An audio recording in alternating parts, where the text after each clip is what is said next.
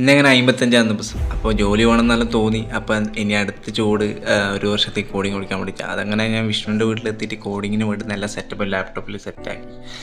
ഇനി വ്ളോഗെല്ലാം നിർത്തേണ്ടി വരും. അങ്ങനെ നമ്മൾ യദുവിനെ കാണാൻ വേണ്ടിയിട്ട് പുള്ളിക്കാരന് ചെറിയൊരു ആക്സിഡൻ്റ് ആയിരുന്നു. അതന്ന് വിഷുവിൻ്റെ തലേന്ന് അന്ന് നമ്മൾ പോയായിരുന്നു. അപ്പോഴും ഒന്നും കൂടി പോകാൻ വേണ്ടിയിട്ട് നമ്മൾ ഓന് വേണ്ടിയിട്ട് ചിക്കൻ അൽഫാമെല്ലാം വാങ്ങി.